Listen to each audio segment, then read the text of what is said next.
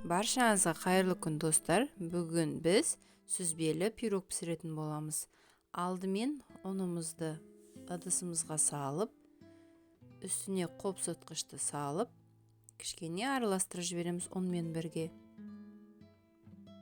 Қопсытқышымыз ұнмен бірге толықтай араласылу керек. Және осының үстіне сары майымызды қосып үгітеміз. Сары майымыз 72%-тен жоғары болу керек. Менің каналыма тіркелмеген, жаңадан келген көрермен болсаңыз, каналыма тіркеліп, комментарий қалдырып, лайк баса кетіңіз. Енді осы үгітілген ұнымыздың үстіне жұмыртқа мен қантты езіп, оның үстіне құямыз. Жақсылап жұмсақ қамыр илейтін боламыз.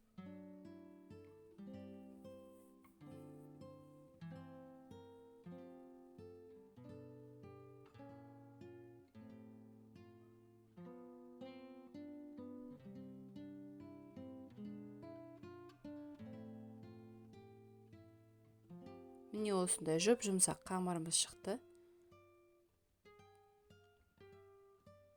Менде мұнда қалыптың диаметрі 22, сіздерде 24-26 қалып болса, соғанда жасасаңыздар болады.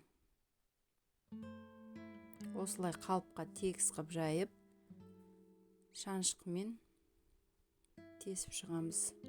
Ыстық ауа өту үшін, нанымыз қатты көтеріліп кетпес үшін.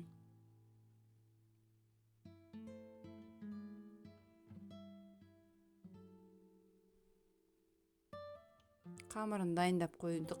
Бұны шетке қоя тұрып, енді салмасын дайындайтын боламыз. Сүзбе. Менде үйдің сүзбесі, сондықтан кішкене қоюлау болады. Сіздер дүкеннен алған сүзбе болса, ол сұйықтау болып шығады.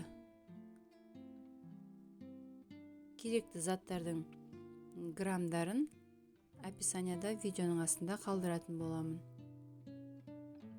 Үстіне бір жұмыртқаны қосамыз, қантты қосып, және сметана, қаймақ қосып, жақсылап араластырамыз. Блендерлеріңіз болса, блендермен араластырсаңыздар, жақсы теп-тегіс болып араласатын болады. Мен мұнда қасықпен, шаншқымен араластырдым.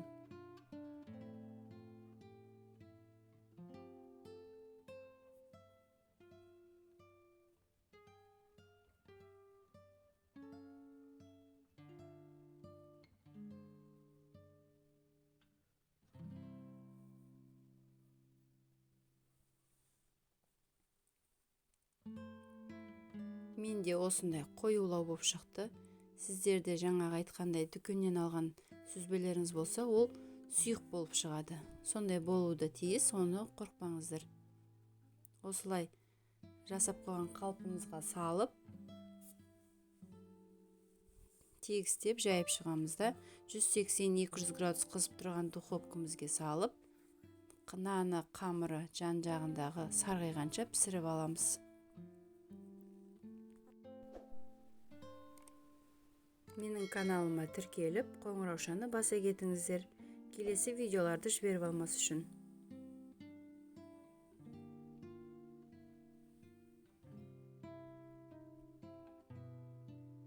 Пирогымыз міне пісіп шықты. Сіздер де жасап көріңіздер. Сау болыңыздар.